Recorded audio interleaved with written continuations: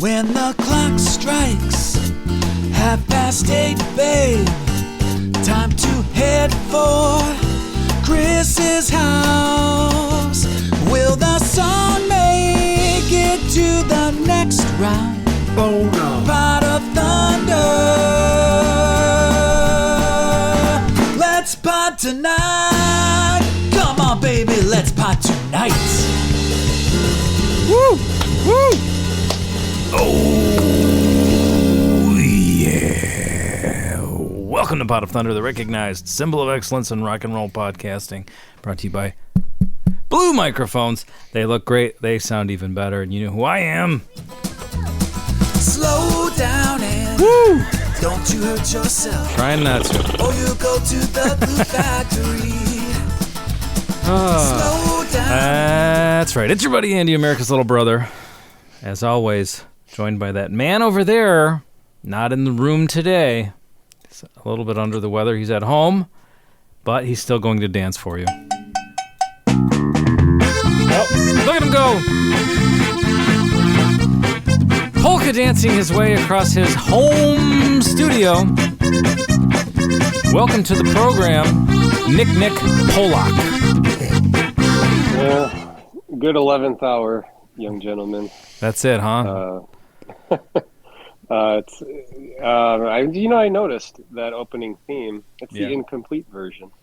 What's missing from it? You're not on it. Oh, where I said, Yeah, you got to put that on there. All right, something to add for next week. You said hey, isn't it? I can't remember. Hey, yeah, ooh, ah, yeah. Hey. Okay, we'll add that in. My bad. But I'm glad Bona is there. And speaking of Bona, right here on the couch, you want him. We got him. I think we need a gunslinger. Somebody tough to tame this town. I think we need a gunslinger. And there'll be justice all around. Put your hands together for the breakout star of the podcast medium. That is Chris L. We are Pot of Thunder. Welcome to the show. Nick, are you excited? Nick's horizontal. I don't know if that's ever happened. Is that bad? This is just the best way right now with my current setup. Kicking it Ace Frehley Shock Me style today. Yeah. I got this sinus headache. It's just like every time I move, it starts surging through my head. You got a bunch of bacteria sloshing around in your head. Not a fun thing. I know what you mean. Most likely. Yeah, when you like lean forward, you feel it, and everything. Yeah, turn to the side. Yeah. Oh, when this FanDuel money comes in on our next bet, we're getting Nick a pallet of multivitamins and probiotics shipped to his door. There you go. I hope this virtual bookie doesn't have any virtual thugs to come to collect one of these days. Well, yeah, I mean we're in the plus side at the moment, right, Andy? Got a $100 credit. Yeah, so if you're following along, we put a $100 bet on Slow Down Andy in the butt dirt mile last week or 2 weeks ago, whatever it was. We lost. He came in third. We bet straight up first place, not a placing bet or whatever. I don't know the correct terminology, but we bet that this horse would come in first. He came in third. We lost, but they said, hey, because it's your first bet, you get your money back. But I should double check this. Would we be smart to just take the money back, withdraw it from the account if possible, or let it ride on another slowdown? I don't think it's got to be a credit. I think it's a credit. You can't they don't just give you your money back. Yeah. You have to make another bet. I'm pretty sure. Yeah. So I don't think this is real money that's being offered to us. No. Yeah. Well, no. You just can't make a bet, it's an lose, and opportunity get your money to become back. addicted. I mean, that's just not how they draw you in. Yeah. So. Well, the real question is this. Do we place another bet for Slow Down Andy in the future, or do we come up with some other bet now that we've been freed from him? I don't know. We got time to figure it out. I mean, we could bet on a football game. We could bet on anything. It's like every sport, I think Slow Down Andy's going to be running in the Elmer Stakes in the next couple of months. He's going to be running to the exit, hoping that it's unlocked. If you see him running down the street, near the glue factory. Yeah. Call the authorities to come pick him up. You know when you're near a jail and there's a sign like that? Yeah, there's... If you see a hitchhiker, don't pick him up. Elmer's Steaks. There's the Gorilla Dirt Mile is another one. There's glue companies stepping up to sponsor major horse races. It makes sense when you think about it. Yeah. How do they make... Do they still use horse product? Probably not, right? No idea. I don't know. Did they ever? I don't know. They boil a horse and it just seems like one of those things that just took on a life of its own, and like nobody verified if it actually ever happens. Do they actually use cats to make violin strings? I don't know. You should find out. These are all questions for next week when you come back to the studio in person. Have some notes prepared.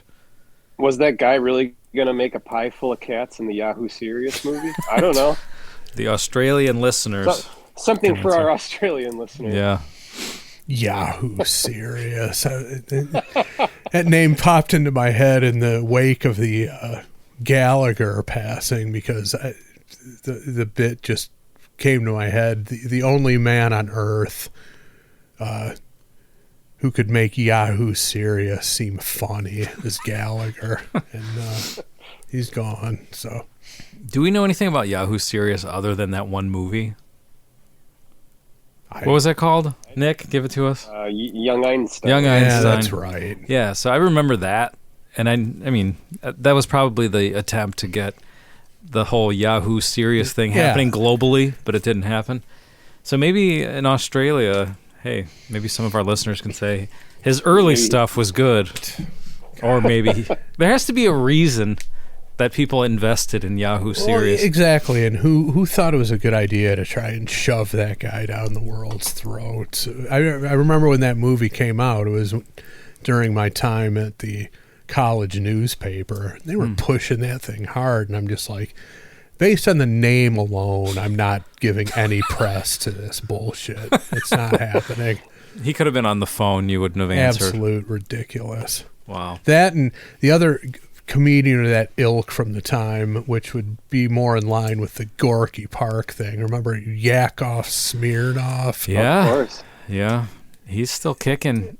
Just another. These guys just. How have they carved out careers? They're not funny. I don't know. Andy, man. didn't you see him or not? I did not go see him. So we went to Arkansas because my wife's family has some cattle. Her uncles have some cattle ranch properties out there. So we went over there. I don't know, it was in the spring or summer, and we stayed in Branson, Missouri because it was the nearest big city. Yeah. Yakov Smirnoff has a theater where he performs every night. And I think they said it's been over 20 years where he performs. Okay. Maybe it's 5 days a week, whatever it is. But it's his full-time theater he owns. So he bought his own theater to stage his own residency, and people show up to this thing? I mean, it has to be in business.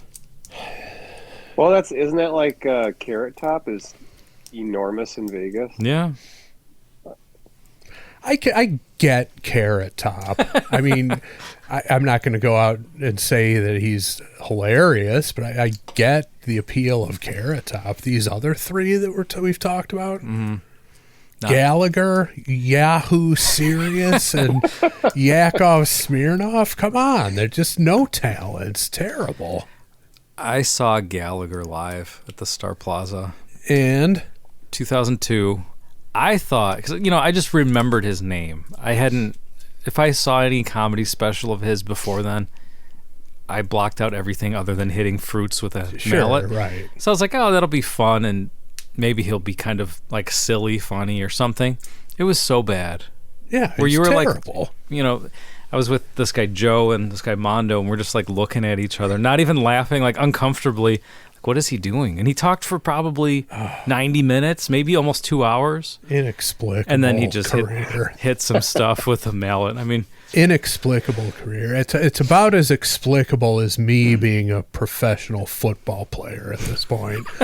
No business having it happen, yet it happens. It just, you can't make sense of it. It's just absolute garbage. Yeah. I mean, hitting the fruit with the mallet is a delight, but everything else. Well, yeah, but anybody could do that. Right. And I say Which a delight. I guess that's the brilliance of it, is he somehow carved out a career doing that, but he's not funny. No, it was not. He was not funny at all. Absolute crap. And where is this Yakov Smirnoff Branson, residency? Missouri. Yeah, that's an area that should be carpet bombed. Neutron bomb. Everybody who convenes for that should be eradicated from the face of the earth. Yeah, I mean, that's a problem. I don't remember what it was called, but it was advertising whatever his current review is called. It was some COVID-related thing, and I was like, get me out of here. A Klan rally would be a more viable gathering of people than that. It would be less concerning to have the Ku Klux Klan getting together than people going to the Yakov Smirnoff residency in Branson, Missouri. I can't believe this. I'm almost convinced you're making this up, but you can't make 2,000 seat theater in Branson, Missouri. You can't make it up. Nobody would make that up. No, 2,000 seats, not like a 100 seater. Let's see. I need to remember the name of this show because we're simply called shit.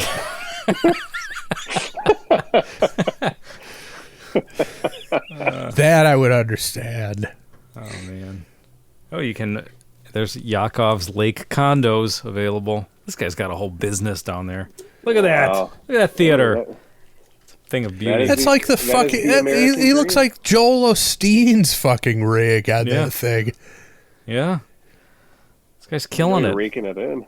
Yeah. There's pictures of him with dignitaries, both President Bush's. Astonishing stuff. I had no idea. It simply should not be happening. Yeah. Yeah. Weird. Okay. Let's get past that. Please. Okay. It's my fault for bringing it up, but, in the ilk of garbage 80s comedians, he's definitely on that Mount Rushmore. No question about it. Yeah. Who would the fourth be? You got Gallagher, Smirnoff, Sirius, and who would the fourth be? Oh, goodness. Howie Mandel was in that. He would be in that vein, too. In that ilk during that time. You'd, put rubber gloves over his nose and blow them off his head. Another one that's just... He would be a good one. Terrible. Another one who's raking it in currently. Oh, yeah, obviously. I mean, but it's just astonishing to me. Anyway, let's get past it. Let's move on to actual entertainment coming to you from the Pod of Thunder crew. All right, so Jesus, it's Chris's turn, and before the show, Chris said he will be going back to the listener submission list for the first time in 2 months, I think. Do you want me to just send you the blah blah blah? I can't talk. Text you the selection. Yeah, all right, that's how we've done it. It's been that long that you've forgotten. I just want to make sure you're good with it still. Yeah, I'm good with it. And also explain why there might be some delays in me speaking. All right, Nick, fire up the Bozo Pewter. I'll see. Did you do it? Stand by. Let's go over to the Bozo Pewter.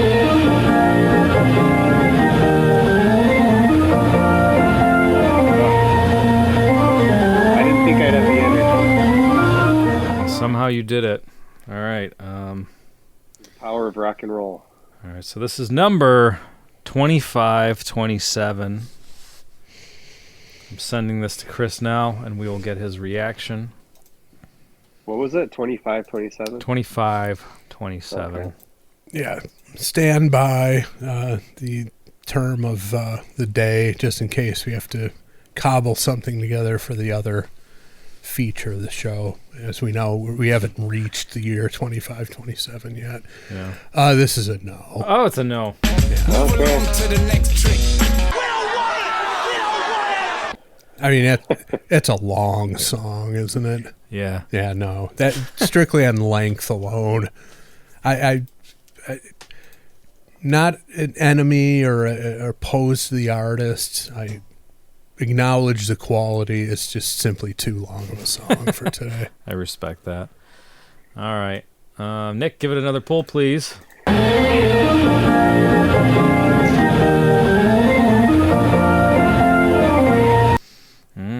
Okay. Typing this to Chris.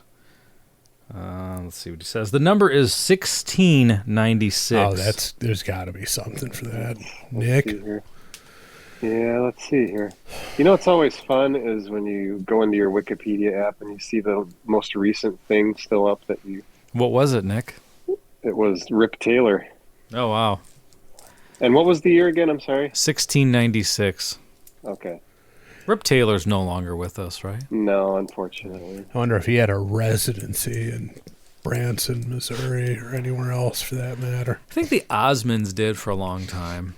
I'm trying to think of who the other people were. Barry Manilow does. But he's a Vegas guy, right? Not Branson. Oh, Vegas. I'm sorry. Right, but these are legitimate talents. Yeah. How does a guy like Yakov Smirnov Yeah. become the Joel Osteen of comedy down there? I don't know. I mean, you look at that footage I saw on the computer, look exactly like a Joel Osteen show on Sunday. Yeah, he's selling condos. The video screens and the huge arena. Equally duplicitous and just removing people from their money with based on nothing of substance. Yeah. Anyway, that's enough of that. I'm gonna hopper this one. Okay. For now. I'm going to hopper. Probably will end up bushwhacking it, but okay.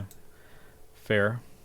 Nick, is there any searching happening over there? I'm searching. At the moment, I'm just kind of skimming through the year. I'm not finding anything. That's shocking. You'd figure that would be right in the wheelhouse of Pope activity around that time. There's a ton of stuff going on that year, but I don't see anything specific having to do with the papacy. Well, why don't we move on? Yes. Nick, give it one more pull, please. All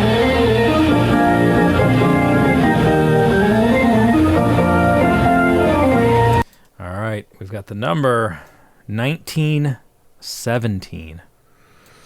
That's an interesting one. Something that I just looked up, though, was the previous was 1696. 90. Yeah.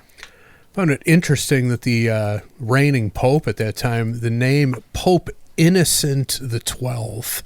Oh. What kind of name is that? That's a weird name. Never heard of that. Let's see here. As I've said many times, if you have to announce to the world that you're innocent, you're probably not. Especially when you make it your name. Right. Your chosen name. Right. Yeah. Okay, what was the year again? 1917. Okay. Yeah, 1917. Nick can see if there's anything happening there. Yeah.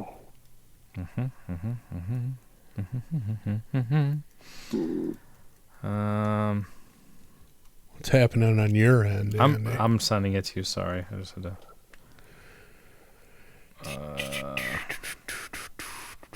There you go.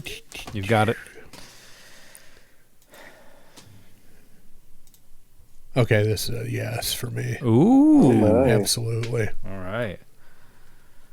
Okay. So we've got our song chosen, number 1917 from our list. It's actually on here twice. That's always a good thing. Yeah. One time, I'll read the notes in a minute, but one of those two submissions is from Colin Taco Bell. So Good. also always a good thing.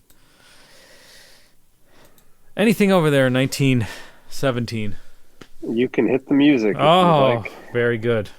Habemus Papam. Time for Pope stuff. Yeah, that Pope stuff. Here's some Pope stuff. Time for Pope stuff.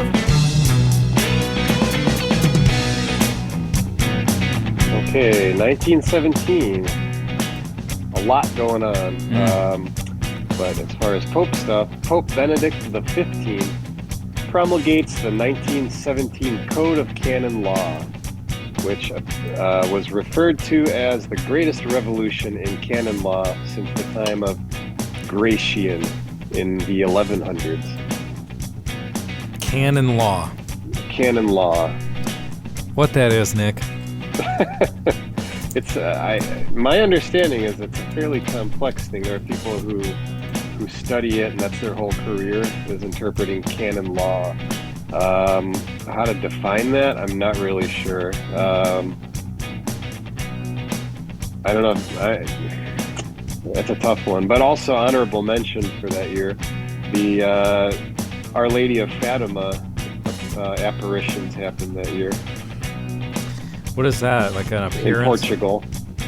Is that something that we should know what this is, or what is? That's where let's see, a 10-year-old Lucia Santos and her cousins reported experiencing a series of apparitions near Fatima, Portugal, and that's when the Blessed Mother Mary appeared to them and spoke to them, and I believe showed them what hell looks like. Damn. Was one of the things, a vision of what hell looks like. Okay. And it turned out to be a depiction of the Yakov Smirnov residency that would soon take place in Branson, Missouri. So there you go. It all loops around. Perfect. There you go. Yeah, that was nice how that all tied together. You can't make this stuff up. Mm-mm. Yeah, and that's probably it's one of the top, recognized visions that anybody's ever had of Mary. So, okay, all right. Well, there was some Pope stuff for you, and now it's time for some, I don't know what stuff.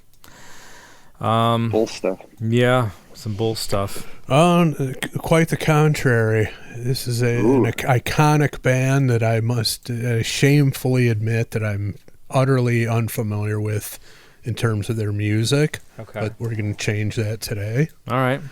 Is there a chance that Andy or I might be more familiar? Or? You've definitely heard of them, I would think. Okay. But in terms of actually being familiar with their material, Andy just said he's not. Yeah. I know of them, of course, but never dipped into their material. Okay. Interesting. Yep. Are you ready? Chris, do you want me to do the thing, or you got it? I have it up here, I believe. Yes. All right. Let's turn the microphone over to Chris Jericho. All right, Harold. This one's called Malibu Beach Nightmare. Off of Back to Mystery City by the band Hanoi Rocks. Ow! Okay. I've gone back and listened to some of their old stuff. It's like one of those things where I'm like, all right, what's the deal with these guys? And I kind of went back and listened, but it must not have really clicked for me because I don't really remember. Okay. But then they just do a big reunion show. Apparently they did in their homeland of Finland, right? And the original lineup. But, yeah, they Michael Monroe just flat out said, even though they're leaving a bunch of money on the table, they're not going to tour that, and just left it as they did it, and they're satisfied with that. So, all right, I'm trying to figure this out. For some reason, this album does not exist on Apple Music, but the song does on another album. So I'm trying to make sure this is the same version. And it's maybe, I don't know. We'll figure it out. But is it 2 minutes and change? Yeah, it's 2:48. Yeah, that should be it, I think. Yeah. Looks like it. So what's the album called again? I'm sorry. It's called Back to Mystery City. Okay. And the album that we have here is called Lean on Me. So if anybody out there knows the answer, I'm sorry, I can't hear you. This happened a long time ago. It says 1983. Mm-hmm. Correct.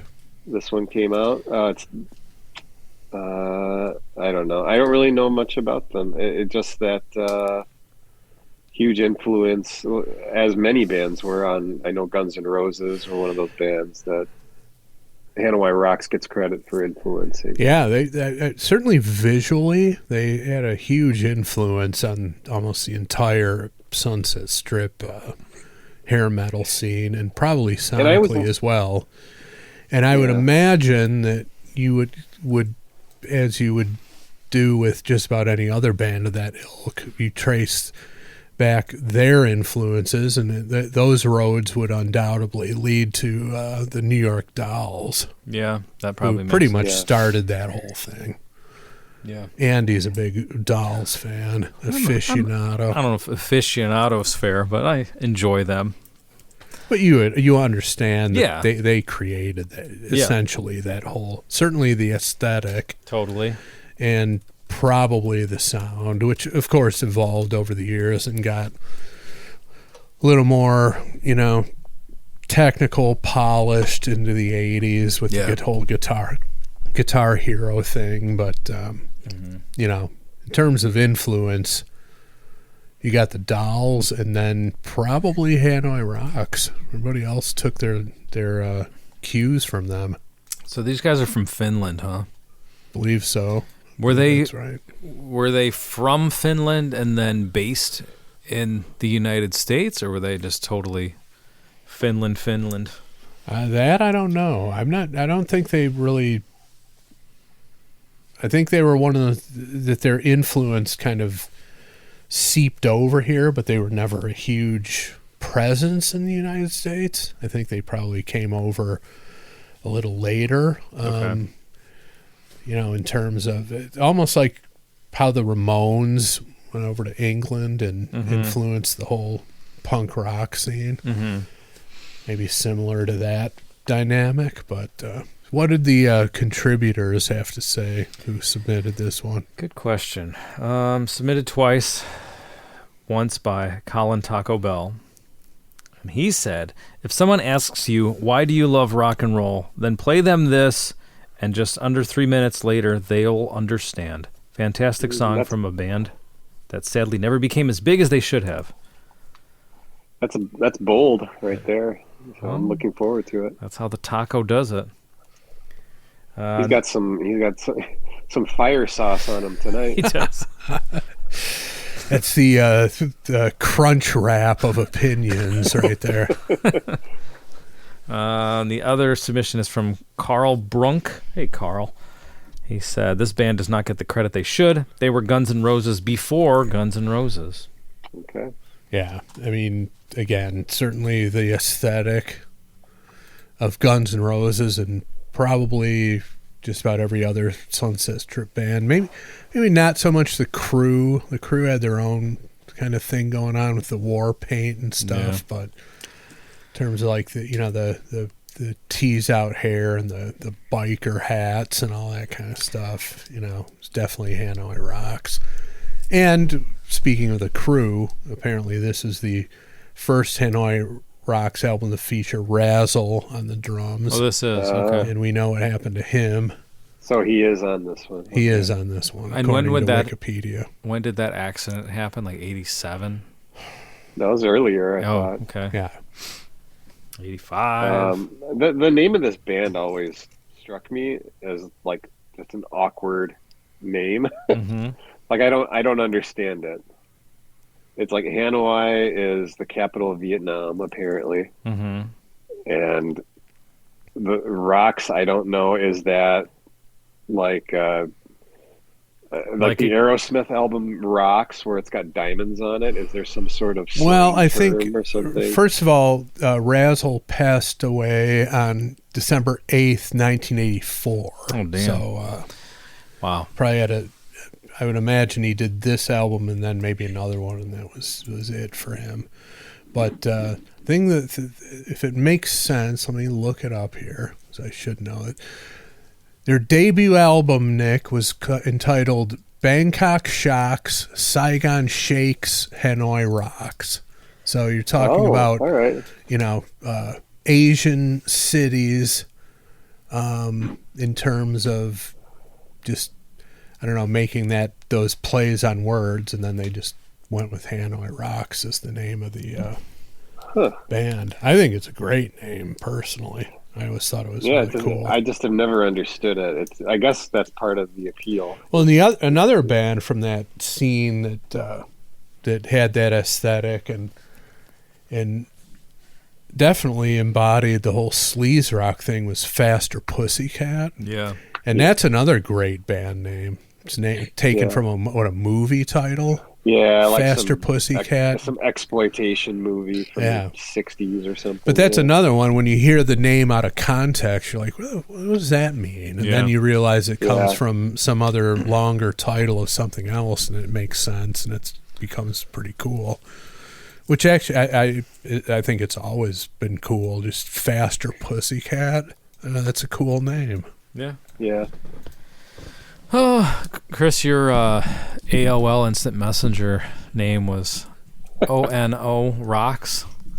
And I remember, like, this was when we first would have met and I would have encountered you, because I think that's how you did your bookings for the cafe. Probably. You did business through there. But I was like, what is that supposed to be? And it just made me think of Hanoi Rocks, but I was like, what's the ONO Rocks? Yeah, good point. Yeah. Well, that was for the college band, Original New Originals, and we would scrawl that message on various surfaces throughout campus. There you go. Did you ever get in trouble for it? Like, hey, knock it off. That We know who you are. specifically, not that I can recall. Yeah. Okay. We did Andy, did you ever get in trouble for that? Yeah, of course. That's why I asked. I did. Similar to that in the Mean Reds, we were blackballed from Lounge Acts because somebody stuck one of our stickers right in the middle of their window on the outside of the venue. And they specifically told us, for that reason, you'll never play here. That's not fair. Doesn't mean you did it. But did you do it? I didn't. I personally did not do it. But, yeah, that's so similar to what you're asking about happened with another band. Yeah. One time, this would have been senior year of high school, in our, I guess it would have been government class. They built a mock trial, whatever you call that, like a jury box and stuff, you know? Yeah. And this idiot that I was in a band with, there were only two of us in the school in the band, wrote the name of the band on the brand new wood. And the teacher's like, all right, it's one of you two. So, you know. You got to be a little more covert than that. You dumbass. Well, didn't you get in trouble for sneaking flyers into the college newspaper? Yes, that too. Yeah. So Andy got in multiple. Yeah, I used to always get in trouble. Incidents. Yeah, they were. Can you please stop taking the college newspaper out of the front? Like, I don't know what you call that, but like the front of the newspaper thing where it shows the new edition of the paper. Uh-huh. Could you please stop taking the newspaper out of there and putting your band flyers there, and then filling every paper with a band flyer? Okay. I don't even know how they called me at home. I don't even know how they knew it was me. They're reporters. They know how to track people down. I guess so. That explains it. Yeah. A bunch of guys with fedoras and press passes in their hats. That was their Watergate. They're like, you were the deep throat, and they're trying to figure out who you were, and they did. So. I guess so. As soon as they heard about it, they ran to the row of payphones. Right, yes, exactly. All right, so this album is a compilation, so I'm assuming it's the correct version. It's got to be. We're rolling with the same time. Same time. Yeah, I think I think we're safe here. All right. So. Well, now, it might be one of those compilations where they redid it later with like a different lineup to circumvent certain publishing things. I know one that comes to mind, and I really enjoy the album, is Classics by Warrior Soul. Okay. All those songs are redone by a different lineup than did them originally. And the versions are great, but they, redid it with different members, which I can only assume is to circumvent some sort of publishing rule where they didn't have to pay certain people. Almost like how Sharon had Puffy and Trujillo come in and redo the bass and drums on the first two Blizzard of Oz albums. But so we could be running into that situation here, but the song is the song, I would imagine. Yeah. Well, are you guys ready? Yeah, I'm looking forward to it. All right. let's take. I mean, do you want to take a quick look on YouTube to see if there's an original or? Yeah, we'll do that. Let's take a quick look-see here. Yakov Smirnoff. It's my own fault for bringing it up. Covers Fucking no Malibu talent. Beach Nightmare live.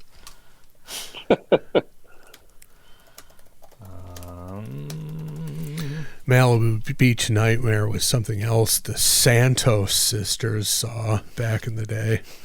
Another horrific vision that they were exposed to. What did they do to deserve all that craziness happening in their lives? Nick? I don't know. One of them, I think two of them died young, and the other just died, I don't know, within the last 10 years or so. So I don't know. There you go. It's what happened. All right. It's what happened. It's an answer for everything. It's what happened. It is what Use it is. that at work, everyone, when somebody confronts you about something. What happened to that report? It didn't get sent to the proper person. It's what happened. End the conversation there. Yeah. How come you can't find that Andy guy's phone number? That's what happened. That's what happened. All right. Well, Any luck? yeah, I got it up here. Okay. We'll roll with this, even though it looks to be the same. We'll roll with this Yeah, version. hopefully the quality is good. Otherwise, we'll bounce back to Apple Music. All right. Quick commercial break. We'll be right back with Malibu Beach Nightmare.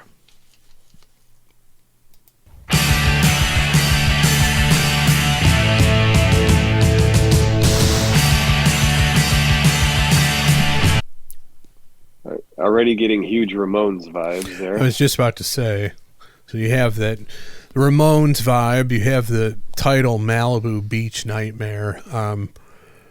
We know that the Ramones had a bit of a fascination with kind of surf music, right? Mm-hmm. And then the drum beat is kind of like from the early surf it's from, instrumentals. It's from Do You Remember Rock and Roll Radio? Like exactly. Oh, there you go. So yeah, all the right influences are on display here. All right.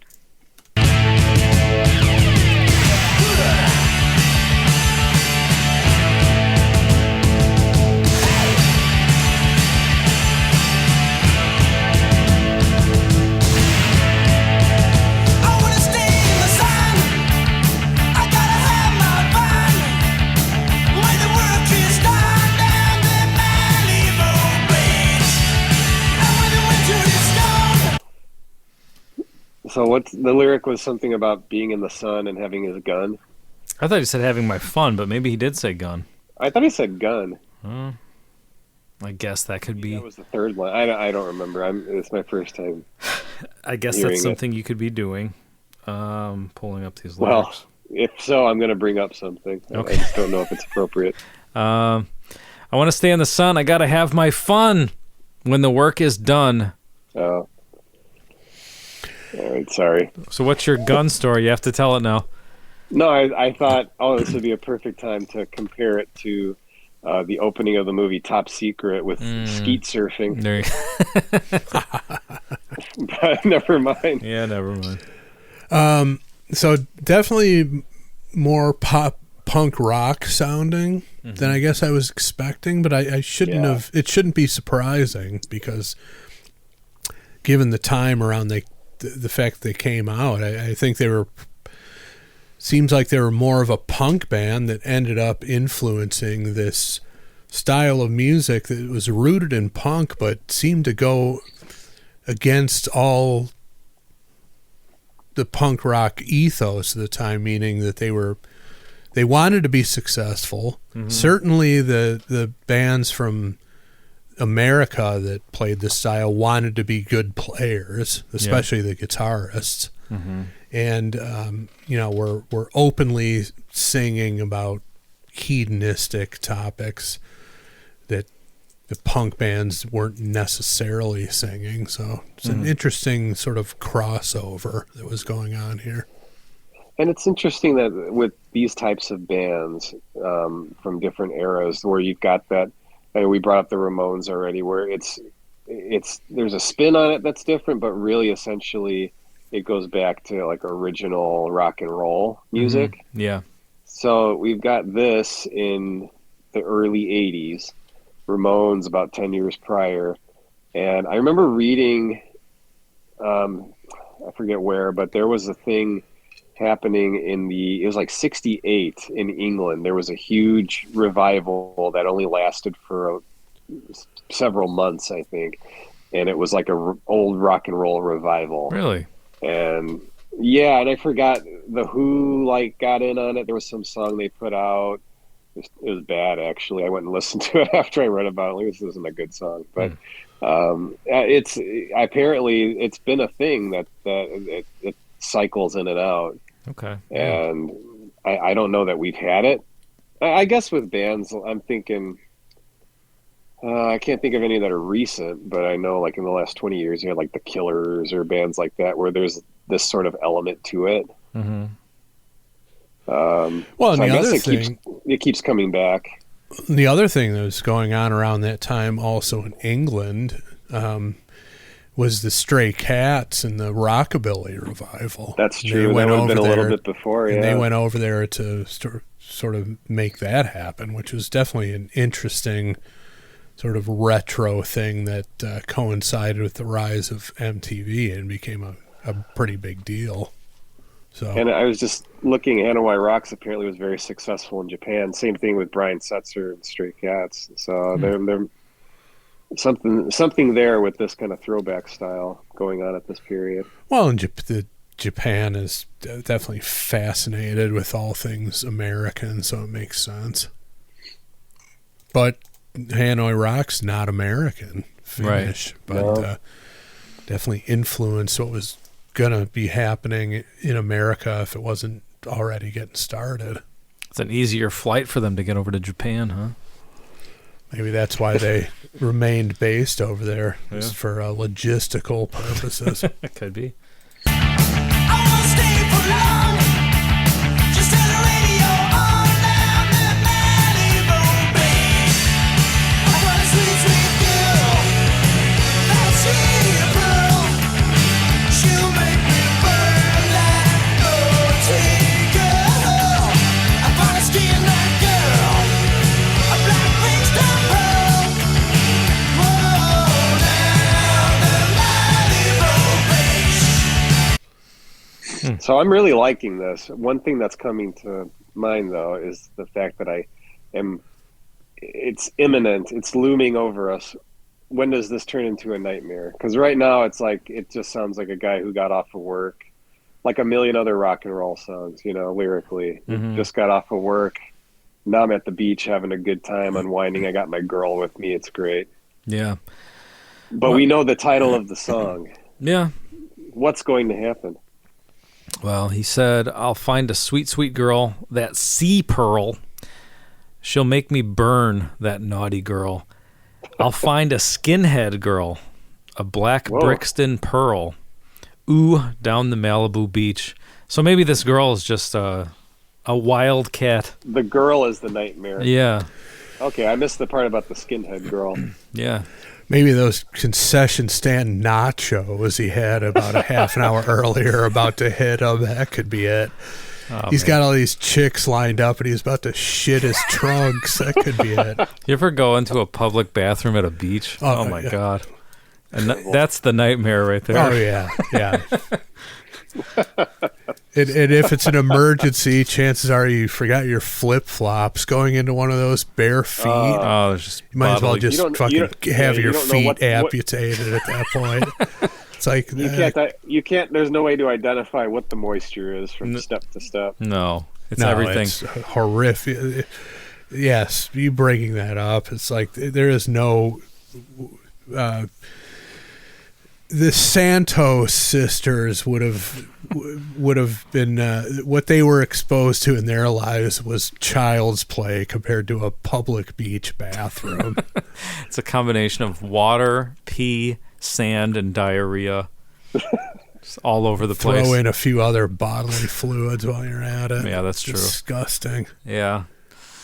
Oh, so that's what it is. Yeah, I think that's it. It has to concession stand nachos and or hot dog are coming back to get this guy. It's always a bad idea to order from the concession stand at the beach, and then it becomes a worse idea to go to the bathroom there. I think I should have just crapped in the water. Oh, absolutely. Just swam out to the, what are those things? The floating things The where buoys. swim out to the buoy, do your crapping, and then swim back in. No problem. Yeah. Anything's better than going into the bathroom at a beach. A couple of additional buoys show up after you swim away.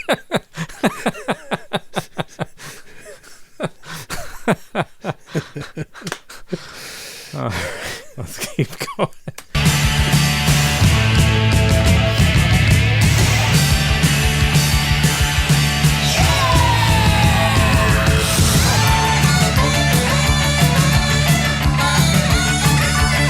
Hey there, some saxophone. That's Like Michael it. Monroe. He's Nice. pictured on the cover with one, right? Yeah, he's got a sax. I did not know he was a sax wow. player. And they've got some piano in there they've added for this part. He's just become even cooler in my eyes. Iconic frontman, and solo time. Hand it over to him, and he's going to play some saxophone. That's great.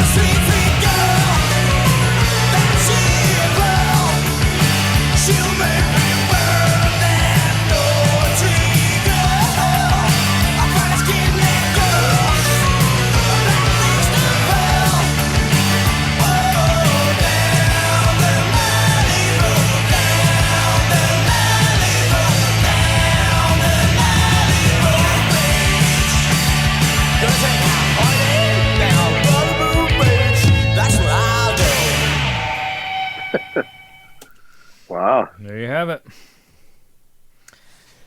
That's it, Nick. Leave him wanting more. Yeah. Pretty quick. 2:48. Looking for that Malibu Beach Nightmare. So you think it must just be that this is a wild woman, huh? Because he didn't ever say anything about... It's like many songs that we've listened to on this program where it's a bad idea, but he wants to do it anyway. He can't help himself. No, that's his ultimate thrill. Those beach skinheads. He can't get enough. Those beach skinheads. Which usually that doesn't go together. As long as they're using enough sunscreen on their scalps. Yeah.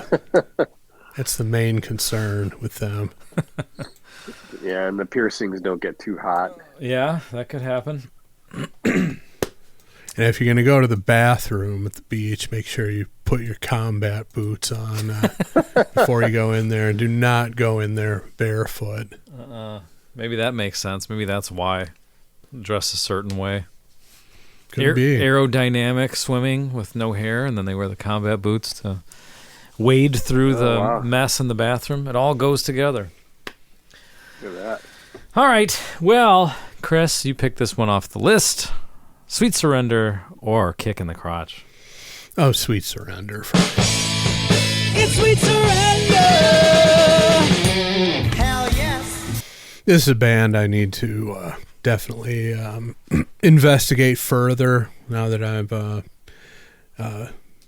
am a Spotify subscriber. I really have no excuse. It's all there for your perusal. So I should get on that. I mean, just the influence that they cast over a wide swath of music in the 80s is undeniable, and all those bands point back to Hanoi Rocks. Regard them with much reverence. Michael Monroe is a god to these guys, and apparently as well he should be. And I mean, a little more punk rock sounding, Ramones sounding than I was expecting. I'm not really sure what I was expecting. I guess be closer to some sort of LA sleaze sound, but when you strip all the glitz and glamour off of it, it's all rooted in the same thing. So makes sense it would sound like this. Nick? Sweet Surrender. It's Sweet Surrender. Hell yes. That song almost made me get up. That's how Wow. much I enjoyed it. You almost sat up. I didn't get up, but I almost did.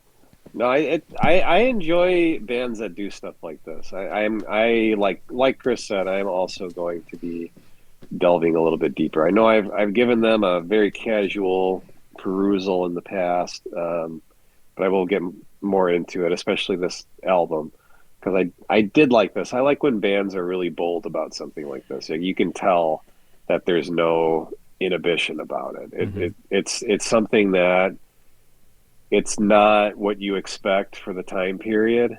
I guess it also comes back to that rock and roll revival kind of thing. When bands do that, certain bands pull it off, and there's the attitude of the time injected into it. So it's not and the sound as well, but it's not just like, okay, we're trying to recreate this music. It's like we're unapologetically doing this music, but we're applying current sort of moods and current sort of sensibility to it. Yeah. So really, really well done. I'm gonna check these guys out a bit more. All right. I am also going to go with the Sweet Surrender. It's Sweet Surrender. Hell yes. I'm in Chris's boat, where obviously, the most popular thing to us Americans is that the drummer of this band died with Vince Neil driving a vehicle. And that's like the main reason you hear of this band. And automatically I just assumed that they were more, like Chris said, more of like a sleaze rock thing. But then also the timing of the band would have been before that. I don't know. So this makes sense. It's interesting. I am always up for listening to anything that's a throwback to original rock and roll, especially when you start to inject that Jerry Lee Lewis type of piano playing and saxophone solo. So you got to check with your boy Touch of Sax and see if he's familiar with these guys in this song in particular. Yeah. See if he'll do one of his video covers with some weird skeleton animation dancing around in the corner somewhere. But yeah, I'd be interested to know if, as a sax player, he's aware of the presence of that instrument in this music, and that Michael Monroe is the guy who plays it, and they feature it prominently. That's pretty cool. I did not realize that. Yeah, anytime a wind instrument is used in like a punk rock or sleaze rock sort of configuration, it's usually a pretty cool, unexpected thing. Something that you wouldn't think that fan base would want to hear, but they probably always love it. Like I imagine when he busts out this solo, I don't know if that reunion show, did they do this song? Probably. Did he bust out the sax? Probably. Did the crowd go nuts? Yeah, I would think so. I'm going to say yes to all of the above. I will be looking to try to confirm that later. But yeah, I would imagine it's like, yeah, bring on the sax. Yeah. All right. Well, guess where we found ourselves, Nick? I can't imagine. All right, Hammond, I got a question for you. Paul Stanley. He's got to know. It's 1983. Does he need to learn how to play sax? That's what he was wondering. 1983. Should I drop the guitar? Well, he dropped the guitar already as far as the videos go for the most part. Yeah. And should I pick up the sax is what he was wondering. Yeah, but he won't be able to dance quite as much. Sax might be hard. Yeah. Another use for his wanting mouth to fix it to a saxophone mouthpiece. If you're dancing around and you've got, what would you rather have, a micro or a saxophone hanging around just your neck, or the guitar around your shoulder? I think a saxophone's easier to dance with. You think so, or you think it would be kind of bouncing off your chest the whole time? I think you just hold it with both hands. I get, but that inhibits your, especially Paul Stanley. Would be the first things to bounce off his chest. So he's used to that going on. I've looked up the Hanoi Rocks reunion set list. Want to hear it? Sure. First of all, it's only 9 songs. You gotta love that. They didn't do one of these reunions where they come out and play for like 4 hours. It's like they did a regular set. That's what you get, and that's it. That's good. I don't know. Well, you probably are like me. You're not familiar with these songs. You want to hear all the songs, or Malibu Beach Nightmare was track 7. So it made it in. Cool. Okay. Yeah. And then Nickel, like this especially, they closed, and I did seem to recall knowing that they did this. They closed the set with the cover of CCR's Up Around the Bend. Oh, wow. So you might want to look up their version of that. Another front man that you don't necessarily think saxophone when you hear his name. That's John Fogerty, but he's the one playing on those recordings. Oh, really? Yeah, he said. I did not know that either. I didn't know that. Yeah. Yeah. Well, yeah. Like, let's see. What is it? Long as I can see the light. That sax solo. That's Fogerty. I did not know that. Wow. Yeah, their cover was on Two Steps from the Move, their 1984 album. You should look that one up, Nick. I'm sure you'd enjoy it. I would like to hear that. Yeah. Alrighty.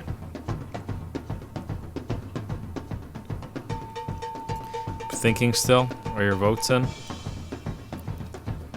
My vote's in. Nick? Yeah, mine is in. All right, my vote is in.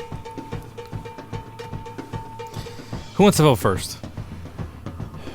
I'll go first. Okay, I'll go second. Okay. Since I picked it, but Andy's always the wild card generally in these. Okay, let's see here. I'll give it a Hanoi Rock. Hanoi Roll. I give it a Hanoi Boner. It's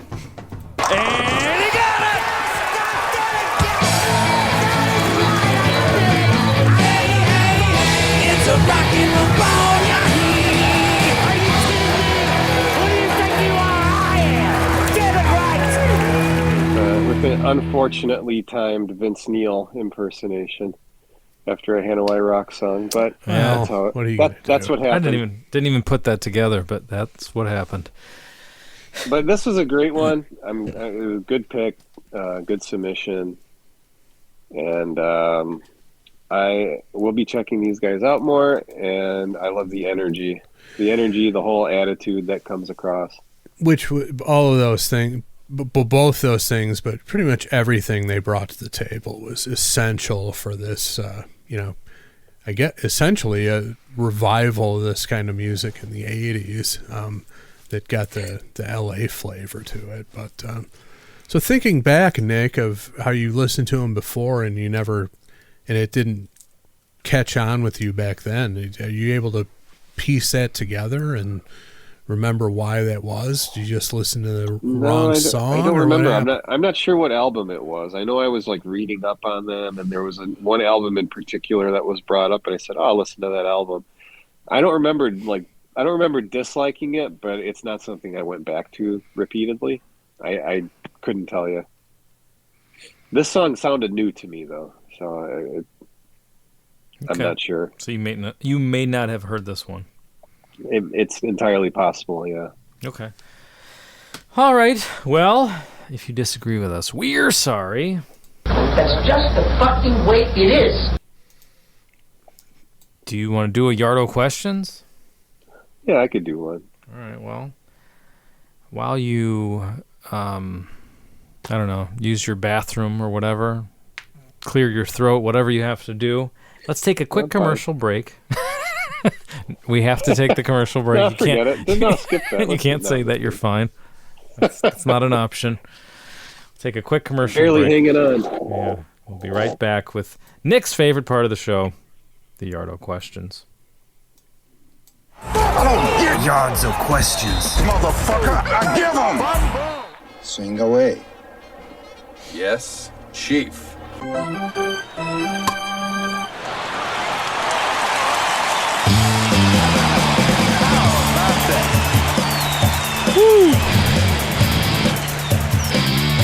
Feels like it's been a while. I don't think it really has, but it feels like it's been a while.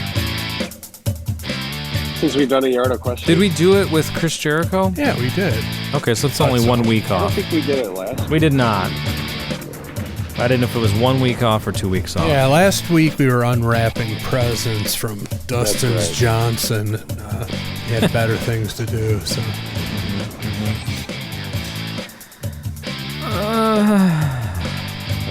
Let's see. Interesting. No Give good. me one more. No, I'm not sure. Okay.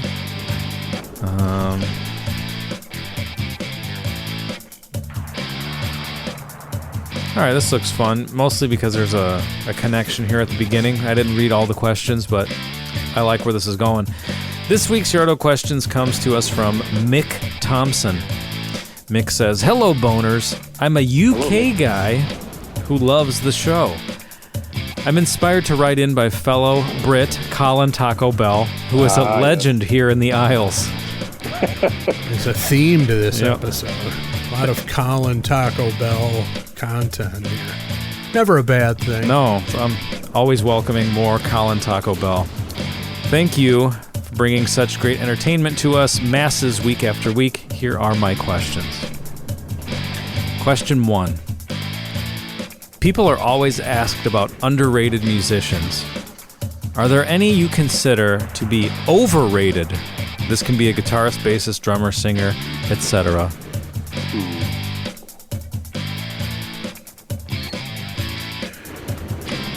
So, obviously, again, underrated. You can totally apply it to Hanoi Rocks. Is that what you were seeing in this that appealed to you? No, just more that there was Colin Taco Bell talk well, right there you at go. the beginning. And that was Well, enough for the me. underrated element is also very prominent in this episode. Overrated. Yeah. No, I used to think it was overrated. But You think who was overrated? Eric Clapton, Oh, okay. I agree with that, actually. in a sense, saying Clapton is God, yeah, I mean, going a bit overboard. But I don't know, because I think I don't know that I would say that right now, because he's one of those guys that played stuff that it was part of the composition. It wasn't like a thing. You know, many guitar players came along who technically and speed and dexterity could do more than he could. But I don't know that I would. It's on the fence whether I think Eric Clapton is overrated or not. Chris, you said you think he is? Well, in general, I think he is. The whole Clapton as God thing was around the time when he was in John Mayall's Blues Breakers, and had Nick been around the scene, if he saw Clapton's God spray painted on the wall, he'd have busted out his own can of spray paint and added "not quite" Not quite.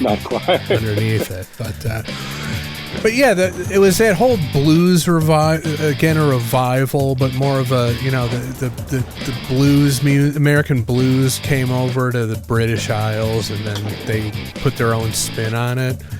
And like the Beano album, where the band is on the cover and Clapton's reading that Beano comic book, which is why they call it that. That was one of those albums where, like, as a guitar nerd and a guitar player, everybody's like, oh, that's one of the greatest albums of all time. You have to hear it. You have to own it. You have to worship it. I bought it, and it just didn't latch on to me. I'm like, it's fine, but to classify it as this seismic release probably has more to do with, what was going on at the time, and you have to put it in that context. But just taken out of context, hearing it for the first time like in the 80s, I was just like, this big deal. What is this, my answer was going to be, and I'm not going to say the Beatles, because when you get to that level, the only thing you can be is overrated, so that's too easy. But I'm going to stay in that vein and just go with the solo output. John Lennon, completely overrated. His solo material, I agree. Not that great. I'm sorry. There's some gems in there, but it's not completely devoid of quality, but in general, some of the songs of his that are put up on a pedestal, specifically Imagine, totally overrated. So, and that's an interesting one to bring up, because I remember listening to his rock and roll album, which was mid-70s, and it's, we've got like an old school rock revival song that we just listened to, and this was covers of old rock songs. Right, yeah. It's really not anything to write home about at all. The most interesting thing about it was, who was it? Who was gonna sue him? There was some song that Lennon did prior to that was way too close to a song that existed. Oh, and he had to record something. He had to do like 2 or 3 songs written by this person, and I didn't. I cannot. Yeah, I can't think of who it was, but that's the most interesting thing about the album. So I would agree, though. There's some great ones, but a lot of his solo stuff not that special. And another artist, and I'll say this not as from a guitar player, I get why this person is, from a playing standpoint, regarded as highly as he is, but from a material standpoint, nothing I've ever heard I really enjoyed, and that's Jeff Beck. I tend to agree with that too. Because everybody, literally everybody, that's, Jeff Beck is the end all be all. And whenever I am like, okay, I want to try to get this and see what they're talking about, I get, okay, great guitar player, but the material that anything I've really ever listened to, it's just not for me. I don't really get it. Well, and not only that, it's like people, when they hear the term overrated, it means you automatically hate it. You can like it and still acknowledge that it's not as great as everybody says it is. It's like, it's good. I don't mind it, but it's not this be-all, end-all that people make it out to be, the very definition of overrated. Yeah. And I looked it up. It's Lennon was being sued by Morris Levy over copyright infringement of one line in his song Come Together. As part of an agreement, Lennon had to include 3 Levy-owned songs on Rock and Roll. So. Okay. Question 2. You guys never talk about modern TV shows. There are a ton of great television shows these days. Are any of you guys currently watching, enjoying, or I'm sorry, are there any you guys are currently watching, enjoying,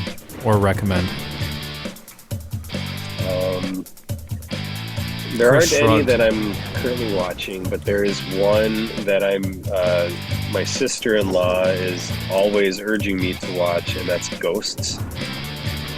What is that on? A streaming It's service of CBS. sorts? Oh, okay.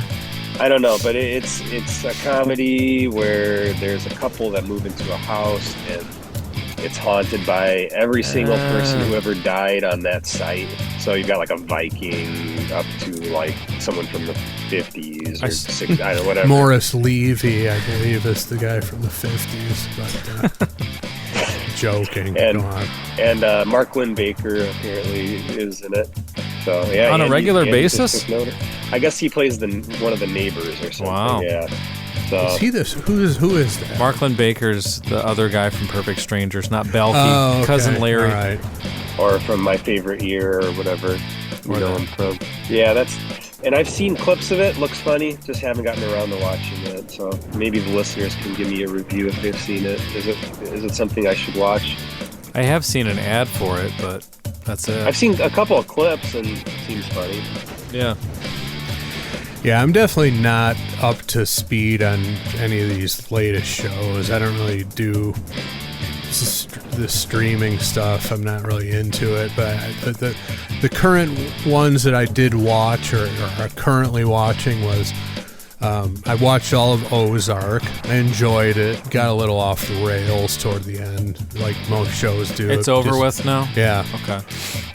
And Ted Lasso, I watched it, enjoyed it. The final season's coming up. I'll be watching it. Andy, are there any new ones that you're into? I watched, I think, how many seasons of Ted Lasso are there? Are there 3 right now or 2? That's a good question. I don't know. However many there are, I've only watched, I either watched 1 or 2, and there's still a season that exists that I've not watched. And I know there aren't a lot of episodes, so I should know, but I got other things to memorize.